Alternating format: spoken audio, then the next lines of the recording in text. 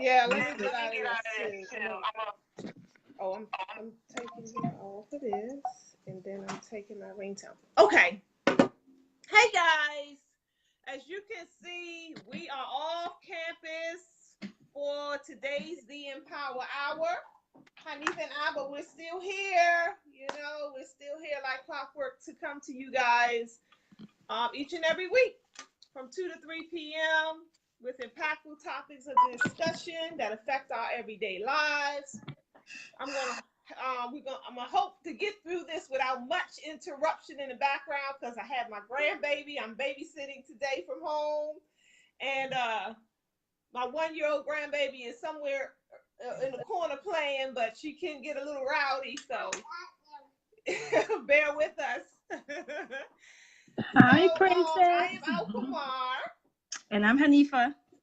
And we do this each and every Wednesday from 2 to 3 p.m. Normally we're in the eLife studios, but not today. And it's just us two today. We don't have any special guests, except for you guys.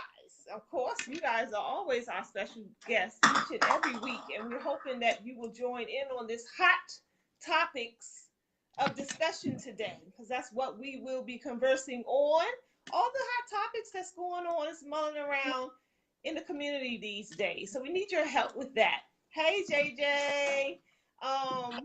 So yeah, what's on your mind? What's the hottest topic that's going on right now that you want to discuss? Let us know. Come on, join the conversation. We can really focus in on all your comments today because we both have them right here up on the screen. So share with us. We want to hear what you're talking about, how you feel, what you think. Comment on some of the things that we're talking about today. So let's make this an interactive discussion, please. Hanifah, how you feeling? I'm tired. You tired? Yeah, I'm okay though. How are you? I'm good. So, okay. So let's jump right into the discussion. Did you want to start with anything in particular? Not really. Can you guys hear her okay? I can turn it up. Yeah, turn it up for me because I can hear you, but you sound real low on my end anyway. Do you hear me better? A little. So let me know if you guys hit the like button or let us know if you can hear us okay, Facebook family.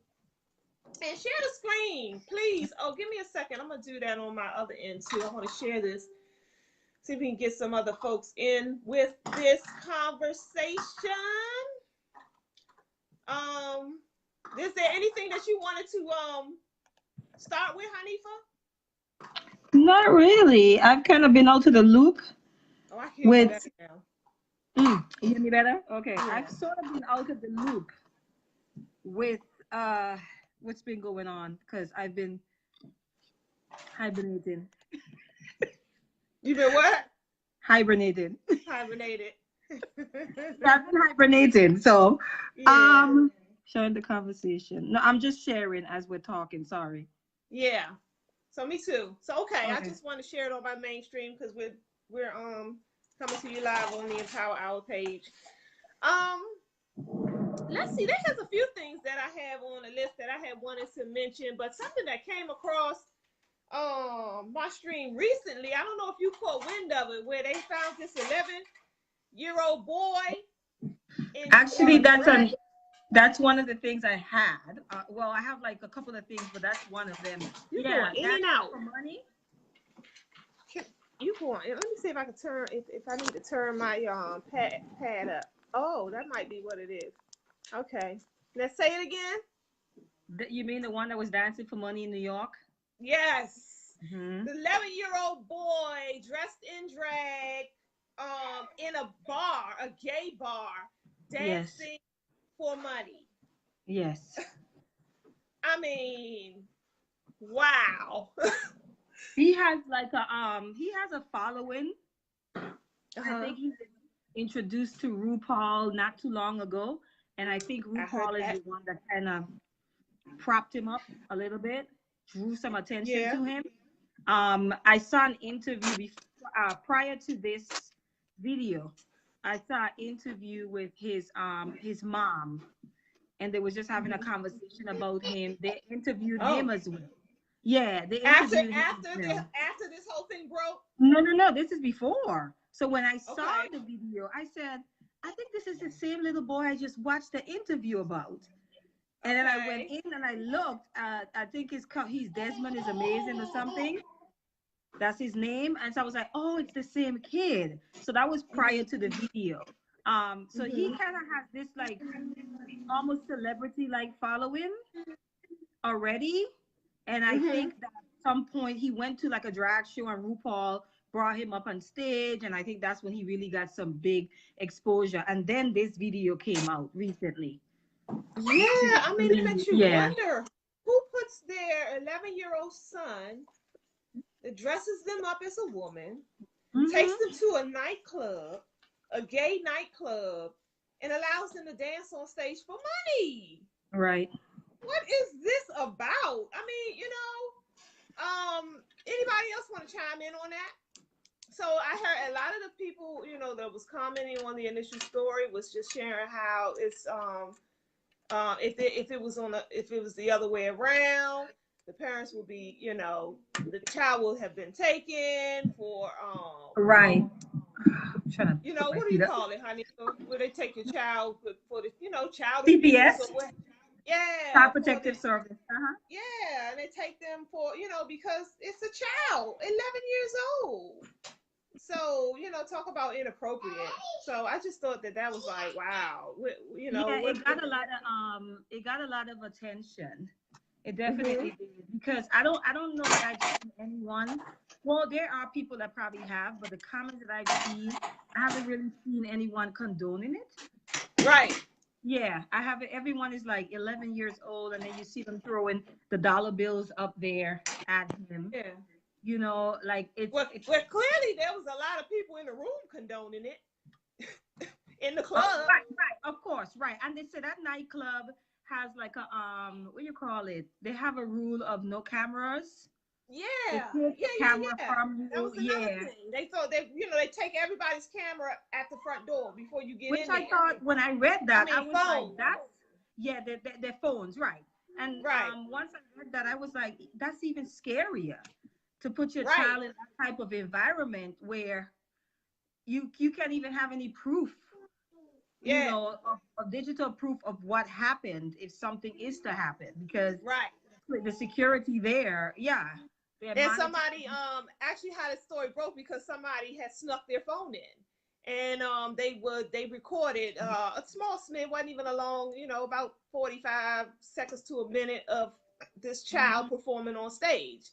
And there was somebody else I saw that mentioned that they were there, but they were so uncomfortable about they left because they were very uncomfortable with that. But there was a whole lot of people in the audience cheering this little boy on and throwing money at this child. Yeah. Where we are these days with with more, morally. Right. That stuff like this can actually go on, and I'm wondering what's going to transpire. Is there going to be any repercussions? I think there's a lot to say if you pay attention to certain things that's happening. It's almost like they're trying to pave the way, kind of desensitize people to pedophilia. It's almost like it's going in the direction of, let's try to see if we can make this thing legal. You know what I mean? Yeah. Violate your children without any repercussions, right? Huh? That's my sentiment as well. It's like, when you think about it, when you take into consideration a good 10, 12 years ago, two people of the same gender getting married, you would have been laughed at. It's been unheard of. But look today. Look at what's going on today. So it's like it's a gradual process of you getting acclimated to this newfound way of life. But that's with I think that's with everything. That how do you get people to start to accept something? Repetition.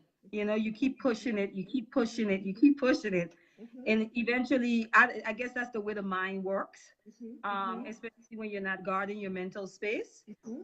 You know, it's a form of programming. Yeah, Um, yeah. We and don't. then It's like a eventually, yeah, corrosion of the, it's a wall. It's like you have right. a defense wall up, and after a while, if that pressure of the water keeps hitting that wall, it starts to corrode it more and more and more and more over time. You don't even see it happening. You just look up one day and the wall is corroded, and that's Mm-hmm. pretty much how our minds work subconsciously. That we Yeah. don't even recognize the difference. But Because because you can start off, it's like it has this shock that comes with it. You're like, oh my gosh, what is this? This is so wrong. This is inappropriate. And after about 50 times of seeing it from every direction, by the way, not just television. that's Okay. right.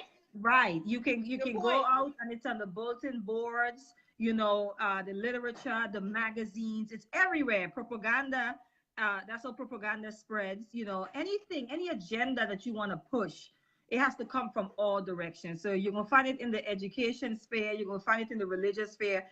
All of those areas is going to Right. infiltrate those areas, and it already has begun. So that's Yeah. how everything starts. So you find yourself saying, oh my gosh, this is disgusting. And then a couple of years later, you're like, well, Defending it. yeah, not even defending it, but more so like, that's their business. People can do whatever they want to do. It's almost like we don't But care still is a until, form of defense. Even yeah, that talk. we don't really care until it comes knocking on our doors too. Yeah. That's the Yeah. issue as well. We have no sense of connectivity when it comes to like community and each other. Yeah. We don't. We're really disconnected from each other. We don't understand that what affects you eventually will affect me. What affects your child will affect my child. And That's that's right. why so most of us have the mentality of, if I could just take my children and move them here, put them Mm. in this school, move them in this environment, then that Mm. protects them from what's plaguing Mm. children that look like them, you Right. know. So what Right. you don't understand is, if they can do it to the children that look like your child, they can do it to your child. I don't care their economic status. Right. We have to Right. understand that. You know what I Which mean? again goes back to, like you saying, when we hear people say, "Oh, that's not my business," or "You need to stay out of other people's bedrooms," or that ain't got nothing to do with me," and like you said, all that all Mhm. that equates to you're not connected to the larger community, because Right. mentally, because Right. if you were, you would understand how wrong you really are when you talk in that manner. But you know what? Do you really think that you don't think you'll see more of a pushback from adults, specifically those of us that have children, those of us that just for protecting children, period? Like, you might not see a lot of pushback as far as saying this homosexuality, as like some of us will say the homosexuality agenda that's being pushed. You might not see Yeah. as much pushback. But don't you think, if the pedophilia, which I kind of feel like they're both kind of running concurrently? Yeah, that's it. Yeah, Yeah, yeah, they right. are. Right. Yeah, So don't you? But I would think that there would be more of an uproar of the pedophilia piece, because most of us have young children, and these are adults preying on young children. I yeah. don't know. I'm just asking. Like, do you do? I would hope that would be the response. Something in me is like, I just can't see us. But then, like I just said, after a while, the way the mind works. Your senses are down. Your senses Yeah. become you're desensitized because you see it all over, and and in your mind it becomes normal. Then it Yeah. becomes a state of normalcy because it's happening everywhere. Oh, they doing it there. They're doing Yeah. it over here. I see it Yeah. on TV. I hear it talking on the radio. Everybody Mm-hmm. else saying it's cool. Must be Yeah. cool. And Lord knows, and then what happens is the children who grow up in this type of desensitized environment, they don't even get an opposite perspective. All they see is it's cool. They haven't Yeah. gone through the process of it was at one time not cool. So all they see is this is how it is. And so they don't even have a proper understanding of the difference in how it could at one point this was just drastically, unheard of. They don't even have that concept to pull from because they grew up in an environment where it has always been cool. So that's the danger, and that's how it becomes generational. Then, our children's children, by the time it hits them, pedophilia is on the front page, of the magazine. Yeah. It becomes the norm. Yes. It becomes it becomes culture. And I think a lot of us to like really study and understand how culture even is formed. Right. You know what I'm saying? Like how does culture become the norm? How do we get there? Because there are cultures across the world where you can look at and say, how is this culture? And something is just wrong. And some of it is inappropriate, but people would defend that it's culture. And so then you have to ask, well, how did we get here to where, this is accepted as culture?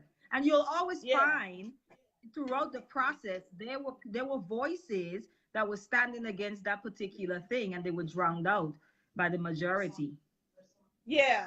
Hey, greetings, Lucita and Kale. How you guys doing? I see the Irritated Genie has joined the conversation.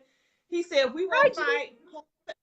Genie, if we won't fight homosexuality, we won't fight anything. There was more to it, but I can't read what else he said. Well, that's his platform. That if anybody knows anything about the Irritated Genie, that's his war, his fight that he's, single-handedly taken on. Well, he has backing. I shouldn't say single-handedly because he definitely has a lot of support out there. But he's taking on this fight, and it's an interesting dynamic watching it play out and seeing how how this thing is evolving. It's evolving. Like, for instance, now this whole thing about Kevin Hart having to apologize. Anybody talk about that, because recently it was LeBron. LeBron, and then who's the Buju Banton came under fire again and then it's like this whole wave of these individuals that they are being requested to apologize for saying homosexual jokes or making statements and comments, anything against homosexuality. Now you're being called out as like the enemy. And having to humble yourself and bow in apology.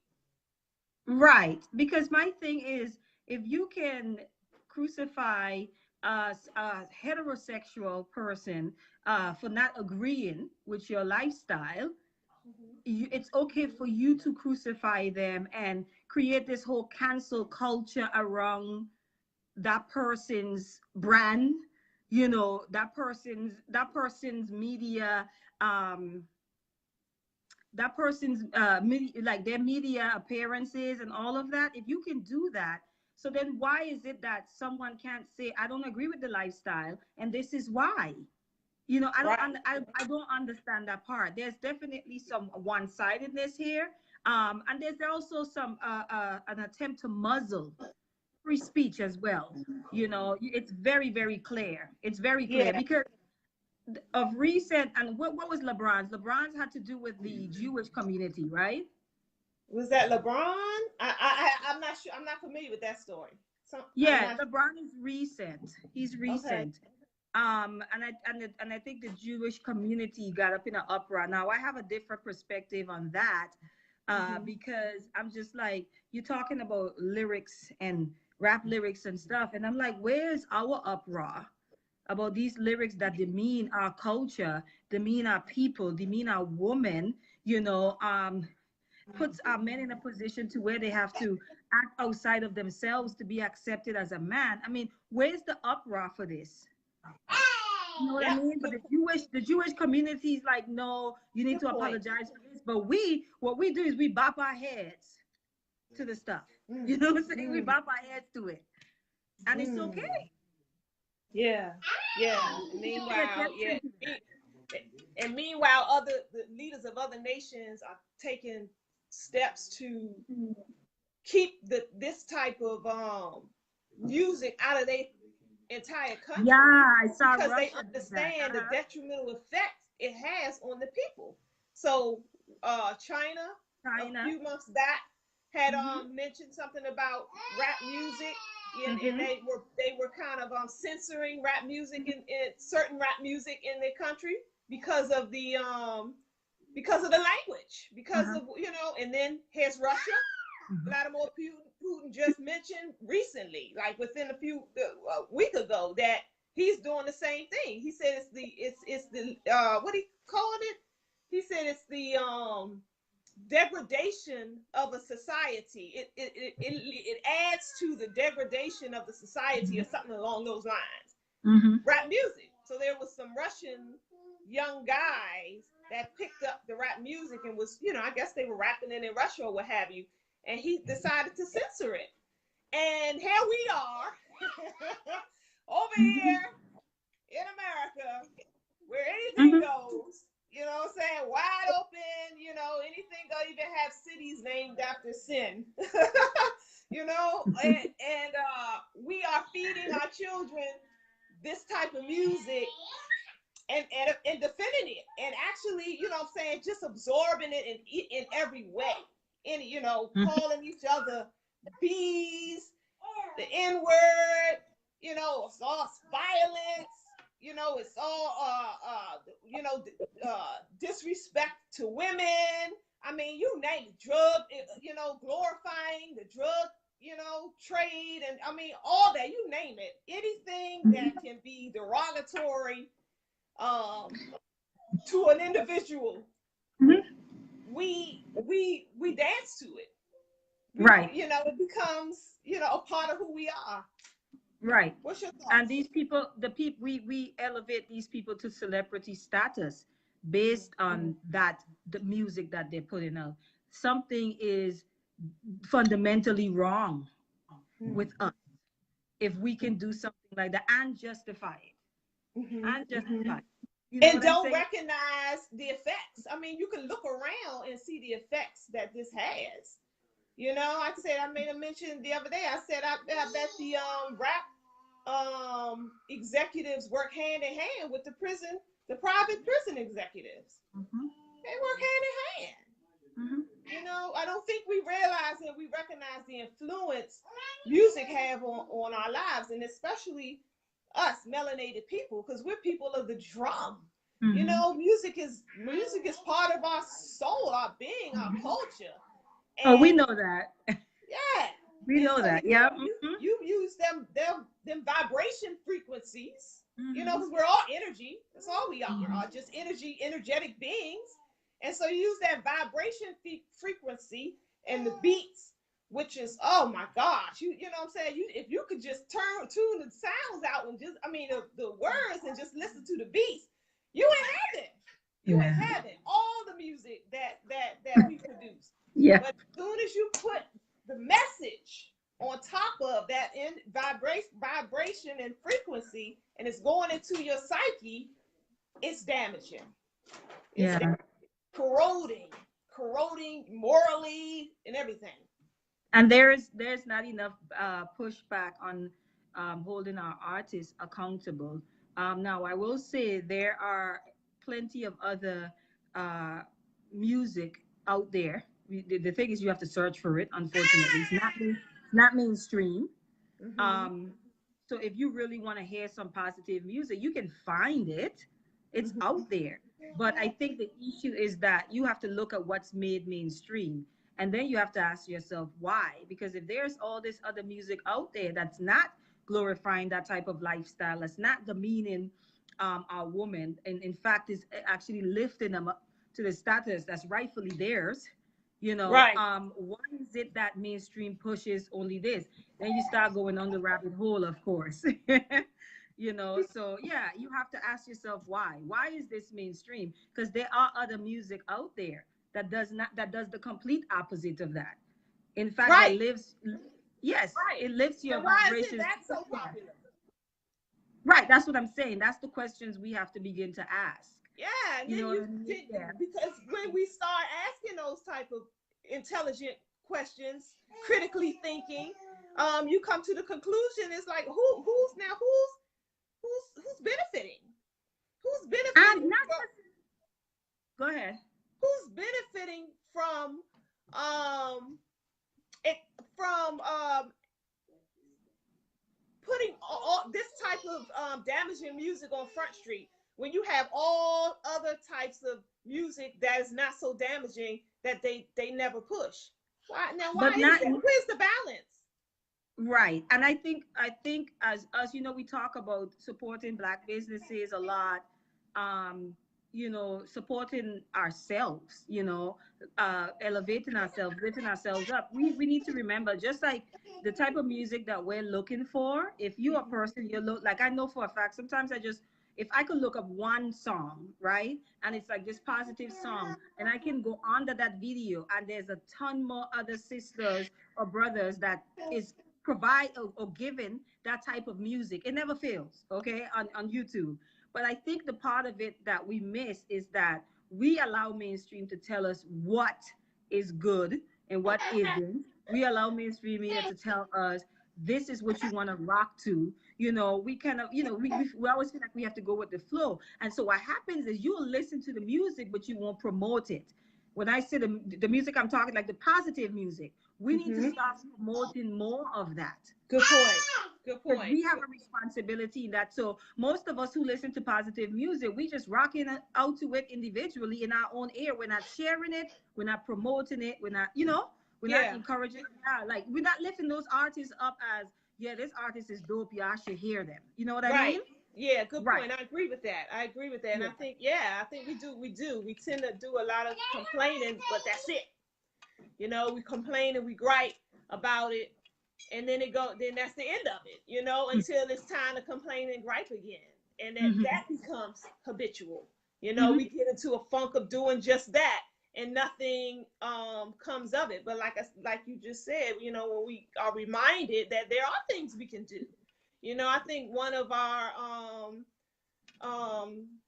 the main concerns that I have is that we really don't recognize our own power. We don't recognize we have a lot of power out here that we could utilize, but we don't believe it. We don't think that we have the power. Imagine if every time a degrading song came on the radio, 150 people called in on that one song and said, I don't want to hear it no more. Or turn the station. Or what I'm saying? Exactly. All that is power. That affects, what happens. So if you do that enough, then they like, okay, well, we can't play that song no more. We do it with movies. Right. We've done it with movies. I don't understand like what the difference is. Maybe I'm missing something, and those of you that are watching can chime in on this. Maybe I'm missing something, but I'm sort of like, what's the difference? When we're ready to boycott certain movies, we do so, but it's something about that music. And like you said, I personally think that there's a ball that was dropped on our generation, the generation before us, to where like the people that are, well, let me not say that, because when you find like a lot of these degraded music and what they call mainstream, find out who is listening to it, it's these little young white kids as well, that support that type of music. So I think we have a responsibility to not to just out what's wrong with the music and complain about it, but to also promote the type of music that we want to hear. Right. That we want to see more videos, the videos we want to see more of, the movies we want to see more of. We have to promote them. They just had a Netflix movie come out, Bird Box, and you go on social media, everybody's talking about Bird Box, right? People are making these memes with the blindfolds, everything. That is promotion. Because when people see that, they then say, well, let me check this movie out. Yeah, I'm sorry, my grandbaby. No, it's okay. I got help. I understand. Yeah, but I'm just saying, I was given the example of this movie that just came on Netflix, Bird Box, and how everyone is talking about it on like social media, and even asking out certain things from the movie. That is a form of promotion, because when you see it, then you become curious and say, what is this movie all about? See for myself. To watch it. Right. But when our movies come out, it's like see a lot of that. You know what I'm Right. saying? You don't see. So I'm like that. We have to be aware of what promotion really is. There are different Yeah. ways we can create so many different. We can be creative with our promotion of what is it that we want to see more of, Right. as it pertains to Even people, propaganda, Black people. really all propaganda is not bad. Really. Right. It's just how you use it. It's Mm-hmm. just how you use it. I want to go to some of the stream. Wasita had said, it seemed, going back to the whole homosexuality thing we just got finished chatting about. She said it seems like anyone who does not agree with homosexuality, then you are the bad guy. Right. Totally unfair. I Mm-hmm. have a theory about that. I think, and why so many of us can see or know that there a lot of it is just, just not right or unfair, but we don't do anything, is because I think a lot of us are stuck between a rock and a hard place when it comes to the matters of homosexuality, because we have so many loved ones. We have friends, we have family members, people in our, communities that we work with, that we genuinely love and care about, who are homosexual. I know I Mm-hmm. do. I have I family think members. we all do. Yeah. Right. And that's where the sticky part comes in, because I think that a lot of us know, in our own privacy of our own minds and stuff, that a lot of what's going on is not healthy, Mm-hmm. but we choose to remain silent about it because we don't want to offend. We don't want to offend those we love who are homosexual. And Mm-hmm. so we don't say much about it. We may even see the agenda at hand, because I'm at a point where how can you not see? How can Mm-hmm. you not realize that everything, whenever you turn the TV on, or flip a magazine, or riding past a billboard, everything you see, it's just like boom at you, Mm-hmm. you Mm-hmm. know. So, but we don't make no fuss about it because we don't want to offend other people that we love. What you think, Hanifa? No, I think that's correct. I think that's correct. I think that we think that, and I am of the mind that I can disagree with something that your belief, your lifestyle or whatever, and I can still, like, I'm talking about like family, right? I could still love you and disagree with you. Um, Yeah.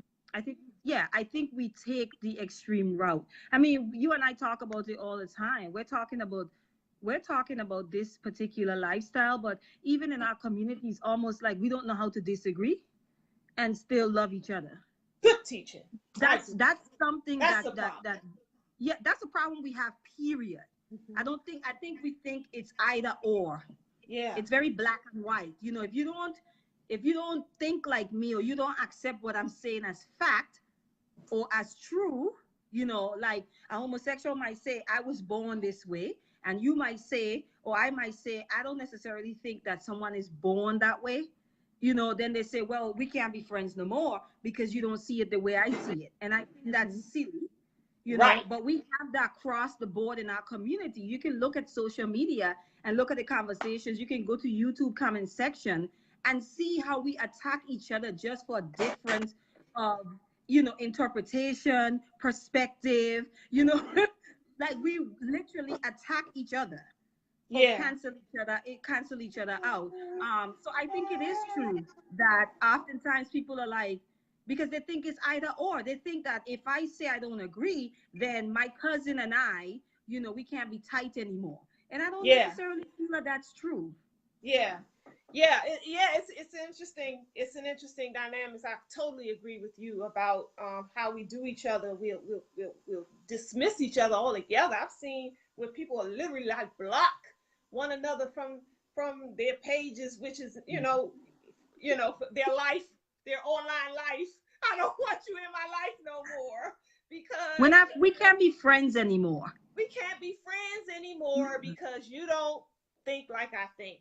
It's an interesting dynamic, and it's detrimental to our relationships, because, and then This, we wonder why so many of our relationships are so on the outs. We don't have that level of communication that we really need, the respect level for one another, to be able to respectfully disagree.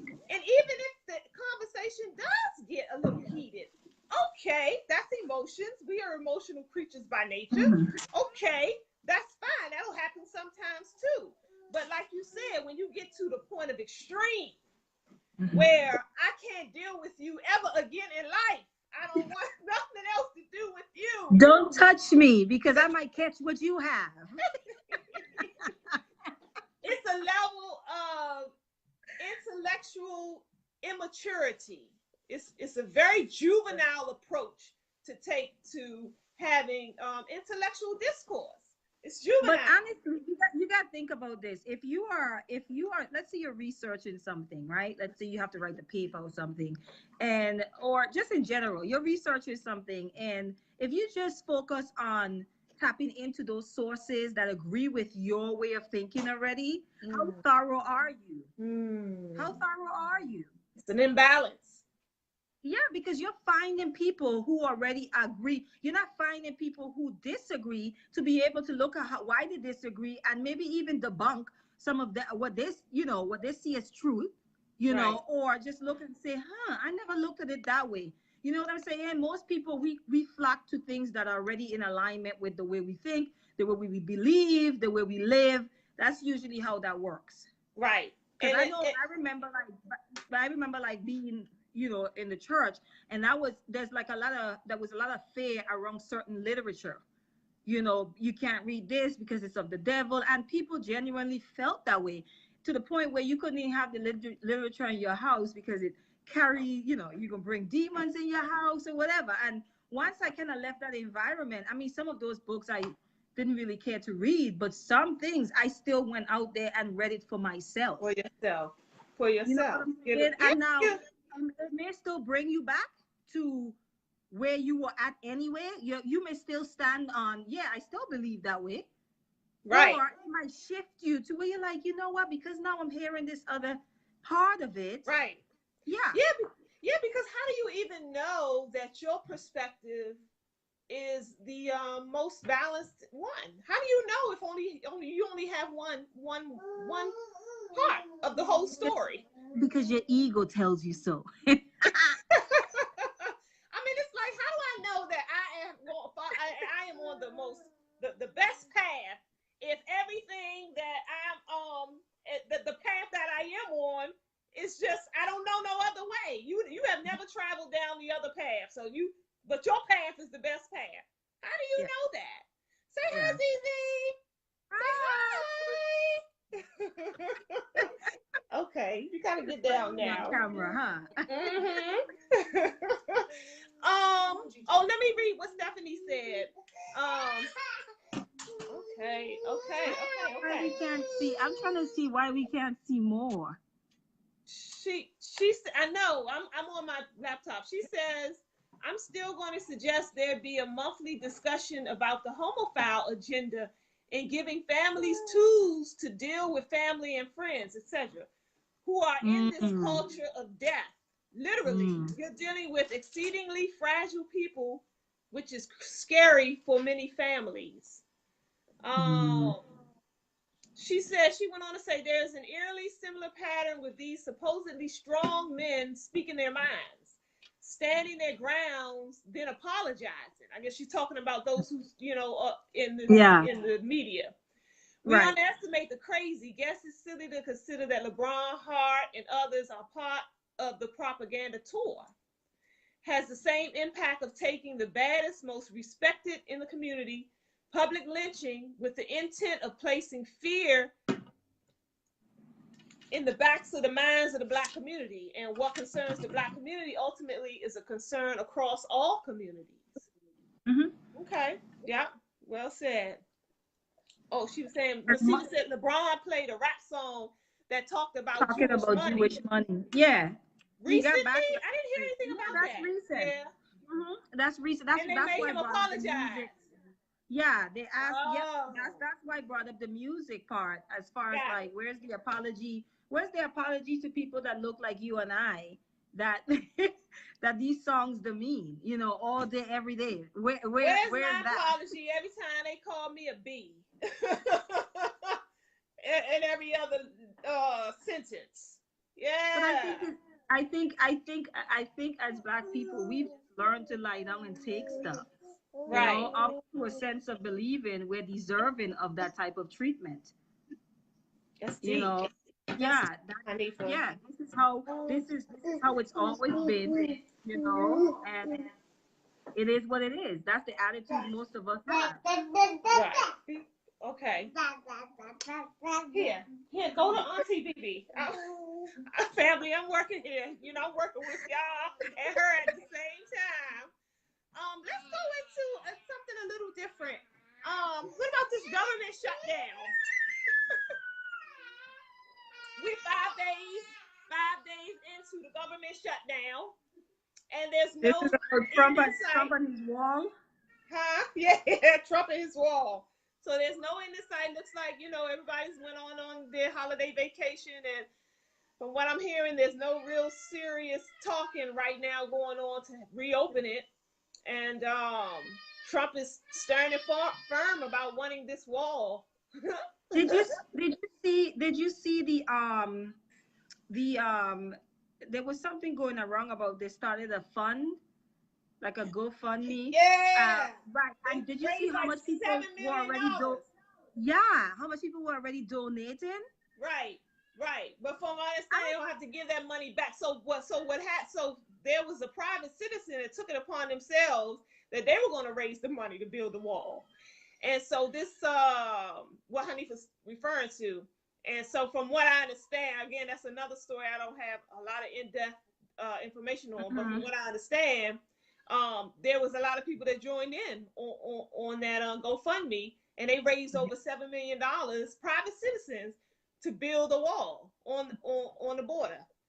So they said they I ain't gonna don't wait know for why. the government. I don't know why people think that everybody hate Trump. Everybody does not hate Trump. Hey, he's not president for nothing. You know, he had to. He's a reflection of.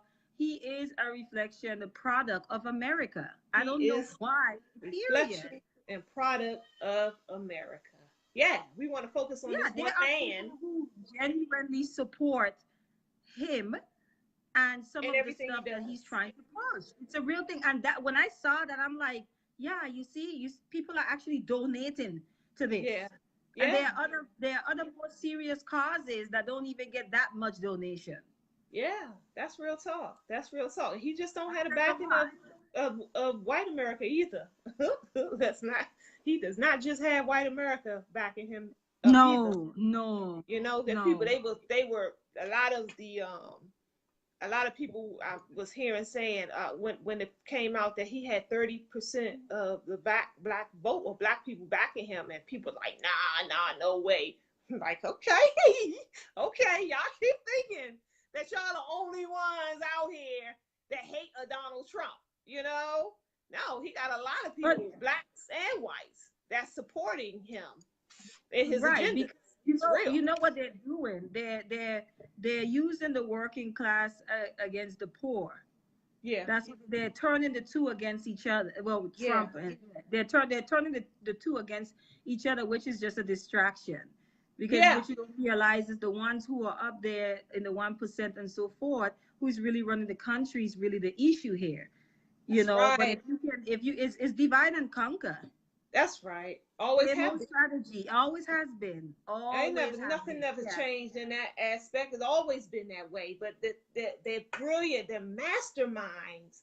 The media. That's why the saying the media is the fifth arm of the military. Mm-hmm. That is real. That is real because you know that the effect that this media has on the people in the direction you can actually move a whole society, a nation of people to your will, at will, whenever you want them to, however you want them to move and maneuver. You just use the media to put out the push, the propaganda to push whatever, wherever you want them to move. And but did you see like there white how do I call them? Some whites out of South Africa that are asking for asylum from Trump. From Did you see that? No, no. Yeah, it's like, yeah, I read an article about it and I'm just like, what? So I'm interested to see how he responds to that. Because Oh, wait a minute. he's not what's happening So over in South South Africa. Africa taking the land back from the farmers? Well, yeah, but there are white people there that are asking for what is it, asylum to like to come over to America. Because now all of Oh, a sudden, yeah, all of a sudden they're the persecuted. I'm sure they'll get it. I'm sure. I I would be don't shocked. I don't doubt it either. I I don't would doubt be it either, but shocked I if they just didn't. chuckled. I chuckled about it. They are Yeah, really crying some long white tears yeah, about yeah, this yeah, thing. But you know what? So did our people. So did yeah. our people. So did our ancestors cried long tears of the injustices and the mistreatment. Apartheid was diabolical and it was disgusting. Yeah, It was terrorism. yeah, Period. You know yeah, what I'm saying? Now, yeah. I'm funny with you and I talk about this all the time where there are people that we know that feels like we have to become like our oppressors to be against them. And I don't necessarily believe in that, but I do know that we need to set some serious boundaries when it comes to certain things. You know what I mean? I Hmm, don't know that hmm. I want to take on the ways and the spirit of my oppressor. When Hmm. you look at the history and how these people, I mean, no, I don't know that I want to become that. Hmm. That's my whole gripe with this whole fight. I know a lot of and I know I have a lot of opposition when I say things like this, but this whole fight in the political realm and Mm. how, I get it. I understand, when people say we got to be in the fight in order to win it, and we got to get in it and take over and push our own agendas, etc., etc. But from what I'm seeing, just based on historical relevancy, what I'm saying is, we get into those positions and we become like the oppressors more times than not. How many real strong, fighting, go hard politicians are in there? That there's more black politicians today than there ever were, you know? And then when you look at where we are in general as a people, what's the caucus, the Black Caucus, and I just read something recently from Judge Joe Brown that said that did you see that there's this new law that they're trying to push to de what is it, the pedophilia. They're trying to let me pull it up so I can read it so I can make better sense. But basically what I'm saying is that we get into these positions and we may have all good intentions for when we do go in, but I think we underestimate how associations bring on similarities. How the longer we're around people, the more we become like them. I don't care who you Yeah, are. You know what I'm saying? yeah, Is that's something again that's just we adapt. The adaptation of how we are, the makeup of who we are and how we operate. And so we right. may have good intentions going in, but if you're around sharks and snakes, you know, 23 of 24 hours a day, and you day in day out consistently, and you don't think them shark and snakes behavior will rub off on you, well, you just really are being naive. You really are. You're being naive. And so I think that we don't really take into account that, what I'm saying, the people that go into these institutions, they a lot of times they get turned out. And you Well, know yeah, because I can imagine it being really overwhelming. I can imagine people trying but getting burnt out. Um, mm-hmm, mm-hmm. yeah, and so it Because becomes a thing of if the you can't beat culture them, of join them, huh? right, right, because the culture even of that political system is corruption. And a lot of it is corrupt. And here you are, one good person out of 100 that's corrupt. But I'm gonna be the one that change things around. Yeah, okay. You just become outnumbered in a lot of ways. So I don't have a lot of faith in this whole Europeanized political institution that we find ourselves. You clearly don't have a lot of faith. You're just like, so what are you saying? You're saying just stay out of it altogether? Now that's where my dissonance comes in. Because again, I do understand that we got to be in the fight to fight, but I don't have a lot of faith either. It's like, you know what I'm saying?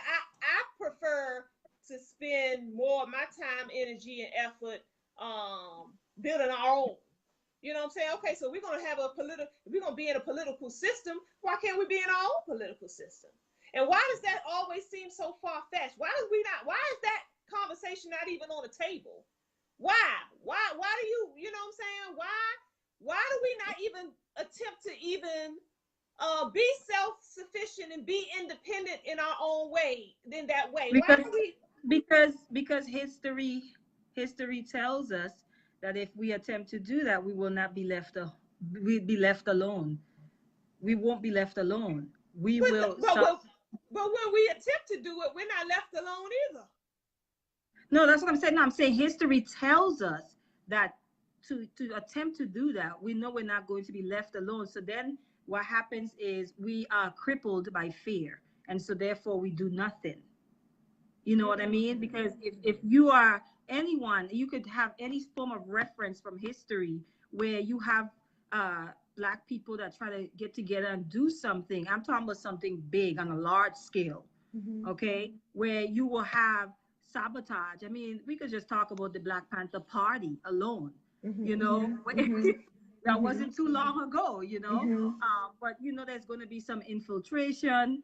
You know, you know that there's going to be a whole lot of attempts to sabotage and using people that look like us. So we understand that in history, anytime we try to do something on a large scale, that we have not been left alone to progress.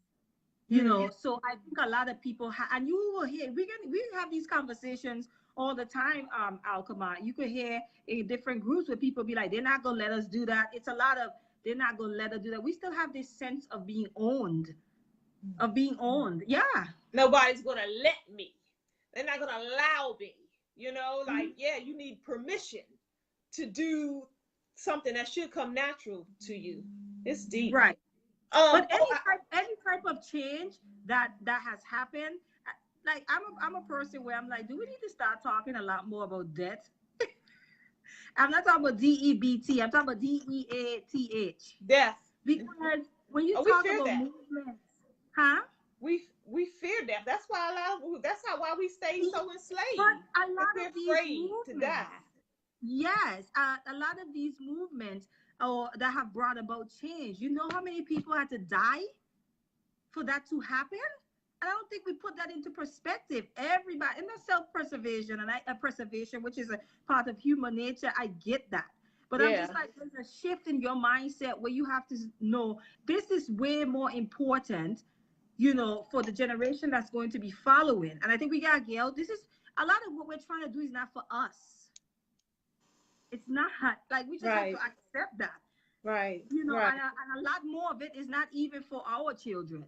Right. It's for those that's following them. That's right. You know, and further down the line. So I think we have to get out of the mindset of trying to see it happen right now in our generation. We got to get past that. You know, the one guy at the party in South Africa, I could never remember that man's name, but you know who I'm talking about. Malema? Yes. Julius he Malema. He talked about that, like, and some of us, we know that a lot of us are going to die. Yeah. You got to be ready for that, you know? Right. Yeah. Right. So and we really understood. And we really understood it. We knew that we really don't die. Really. It's really so that's what I'm saying. Maybe it's the way that we look at death. Yeah. Maybe we need to kind of re-examine that. I don't know.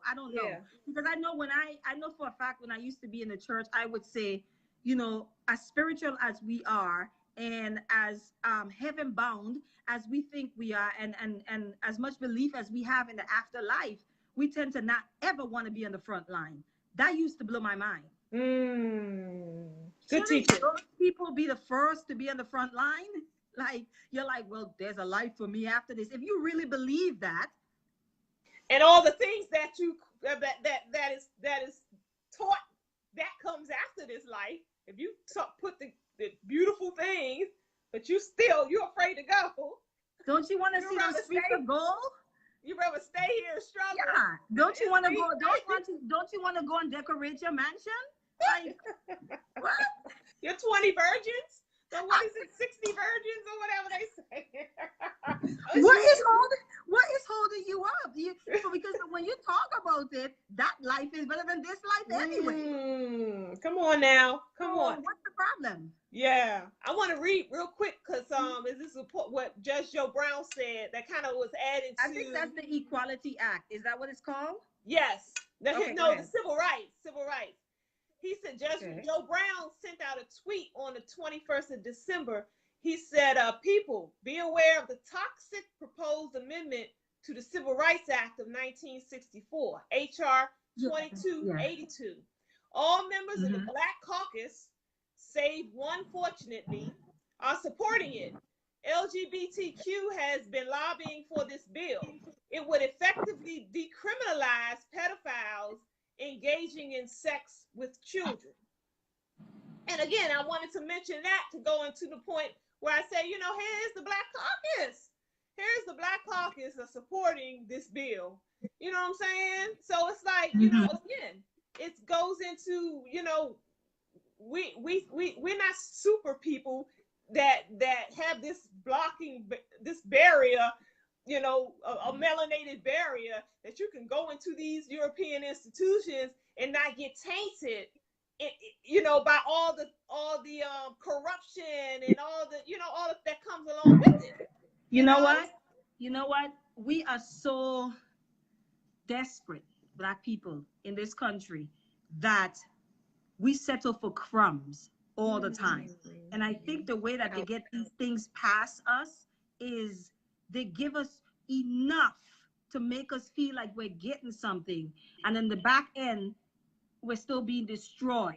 So let's say you have a bill and you have 5 things in those bills, and you might have one thing in there that may be quote unquote good, but then the other 4, right, is destructive to the community. We want to celebrate the one thing. It's like they say, rat poison, you might have something that says, oh, it's 1% rat poison. It's like, well, it's only 1%. You still won't eat it.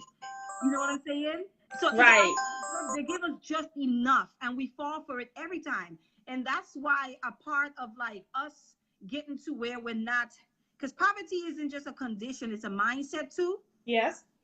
And so I think a lot of times there's a lot of shifting in mental that has to happen. Otherwise, we're going to fall for this every single time. They do it to us every time. Okay, we are desperate. We are always in a position of defense. Need. We always need someone to give us something. And as long as you find yourself in that position, people will exploit the mess out of you all the time. Yeah. Not to mention culturally, that's that goes into why we're so needy, because we don't practice who we are, because we don't know who we are. There's no sacredness in culture. Yeah, right. Yeah. Right. It really is. And that's a big piece. I'm starting to really, really, really recognize how big of a piece that is to our dysfunction. Our dysfunctionality in this society is because we're not even practicing our own culture. And so this is why legacy and making sure that we set our kids, those are following us, our families, like find ways to set them up, economically, because you want them to be able to know they have a choice. Yeah. You want them to know that they can say no to a job that compromises their culture, their integrity. Right? You want to be able to put your kids in a position that they're able to do so. And it does take wealth building to do that. Yeah. And knowing that their kids choose what they want to do. And knowing that you can build this type of life, this type of wealth outside of this whole system of things. you know. But again, it takes a whole different mindset to even recognize that, you know, and that's where those who have done it and who are doing it, that's how it's important for them to teach others, you know, Yeah, and not yeah, keep the information to yourself. yeah, You know, yeah, it doesn't serve the greater purpose when you do that, you know, when you have all this wealth of information and knowledge and resources, but you're harboring it all to yourself. You're not taking the time to reach back and give to those who need it. They need it I, too. I think Without people, understanding that the more you reach back, the stronger you even become. Because yeah, now, as a collective, we become a strong, unified force. But again, if you're not thinking in terms of collective, and you're always on the individual, me, my, this my little space in the world. I don't want y'all nowhere near me, and da. You're not getting that. You're actually hurting yourself in the process with that thought, but you know what? process. I think that people who do that are people who have this thirst to be on top. And because they can't be on top of what we call the majority in this country, if I could at least be on top of my the people that look like me, then at least I feel like I'm somebody. And those are people that hog the information and keep it to themselves, and then have the gall to look back and say, well, you just gotta work harder. I did it, and I got all of this mine. other, yeah, I got mine. You get yours. yeah, yeah, Yeah, and it's that's unfortunate. killing us. Yeah, That's it is. yeah. It's killing us. In the meantime, we're all self-destruction. Even those who think that they're in a position of prestige and power, the bourgeoisies and the ones who, you know, can got a Mercedes above a Ford Taurus. You know what I'm saying? It's crazy. It's sickening when you really unpack all the layers of insanity that all that is built upon. It's interesting. Stephanie just mentioned something about survival mode. Okay. And I'm glad that she mentioned that, because I think that is exactly where Black people are at, in survival mode in this Let, society. oh yes. Oh yes, Yes, I agree with that too. and you gotta Let know me what try that. to get her whole point in. Okay, Um Survival mode. Let's when see. it says What when our communities in survival mode under threat. You see it? hostility in their environment, get what you can when you can, difficult to change the mind of this person. Yeah. Yeah, because That is it right there. yeah, That is it right I there. agree. Yep. It is difficult to change that because you've convinced yourself that that's like I read something recently with somebody on my stream, and they were uh bragging about their own this I'm trying to say this without being too offensive because they watched the show, so I don't want to, you know what I'm saying, but let me just put it this way. They Okay. were bragging about there's something that they built that was of value, Okay. but they felt that what they built was better than everybody else's Tonka toy. So they built this Tonka toy, and now they think their Tonka toy is the best Tonka toy on earth, and everybody else who ever had a Tonka toy, it just destroy them. Everybody else's is mine's. Now here's mine is the best.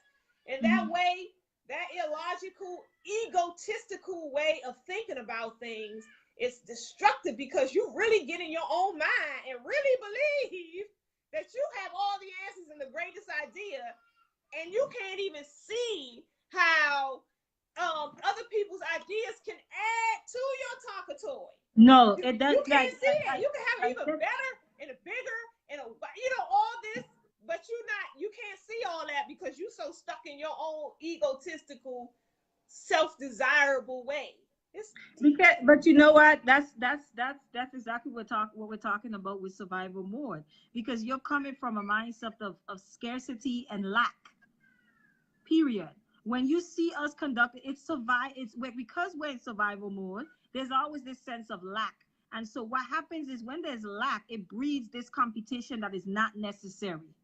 Right? When you understand that there's enough for everyone to eat, you realize that there's space for everyone to flourish and for everyone's ideas. That's right. You know, but if you believe that, welcome them. if you believe the lie and you drank the Kool-Aid of there's not enough to go around, that is how you are going to function. You will always compete. You will never share information. You will never work collectively with others. You will never bring people in on big ideas. You know what I mean? You're always going to find a reason not to do so because you're coming from a place of lack and scarcity, which is fear. Yes. Which is fear. Yeah. At the end of the day. At the end of the day. At the end of the day. But you know what, honey? This 3:07. You're kidding me. And I ain't even got through half of the stuff on my list. Oh Happy Kwanzaa, family. It is Kwanzaa, first day of Kwanzaa here, Umoja, which means unity. Which is what a lot of what we're talking about today. Yes, it's cool. But you know, yeah. I mean, I don't know, honey, but we can.